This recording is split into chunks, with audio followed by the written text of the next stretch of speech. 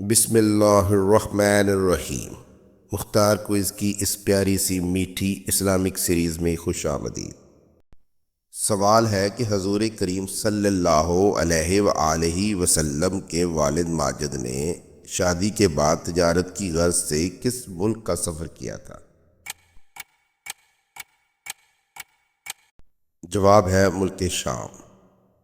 سوال ہے کہ والدہ کی وفات کے بعد آپ صلی اللہ علیہ وآلہ وسلم کو ابوا سے مکہ معظمہ کون لایا تھا؟ جواب ہے حضرت ام ایمن رضی اللہ تعالی عنہا۔ سوال ہے کہ حضور کریم صلی اللہ علیہ وآلہ وسلم کے اس چچا کا نام بتائیے جو بعض روایات کے مطابق طاعون اور بعض کے مطابق چیچک سے مرا تھا۔ جواب ہے ابو لہب۔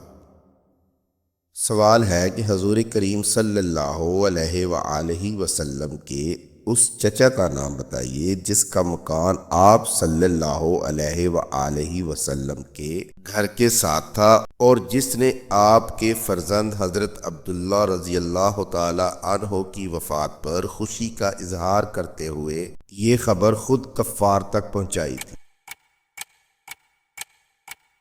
جواب ہے ابو لہب۔ سوال ہے حضور کریم صلی اللہ علیہ وآلہ وسلم کے اس چچا کا نام بتائیے جنہوں نے کافی عمر تک اپنا اسلام قبول کرنا چھپا کے رکھا اور در پردہ حضور کریم صلی اللہ علیہ وآلہ وسلم کی مدد کرتے رہے تھے۔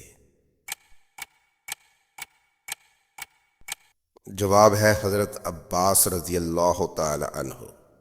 سوال ہے کہ حضور کریم صلی اللہ علیہ وآلہ وسلم کے اس محترم چچا کا نام بتائیے جو اسلام قبول کرنے کے بعد آپ صلی اللہ علیہ وآلہ وسلم کی زندگی میں ہی شہید ہو گئے تھے۔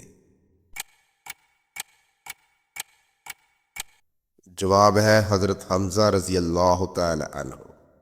سوال ہے کہ حضور کریم صلی اللہ علیہ وآلہ وسلم کے کون سے چچا زاد بھائی آپ صلی اللہ علیہ وآلہ وسلم کی زوجہ مطہرہ ام المومنین حضرت ام میمونہ کے بھانجے تھے؟ جواب ہے حضرت عبداللہ رضی اللہ تعالی عنہ بن عباس۔ سوال ہے حضور کریم صلی اللہ علیہ وآلہ وسلم کے کون سے چچا مفسر قرآن تھے؟ جواب ہے حضرت جعفر رضی اللہ تعالی عنہ۔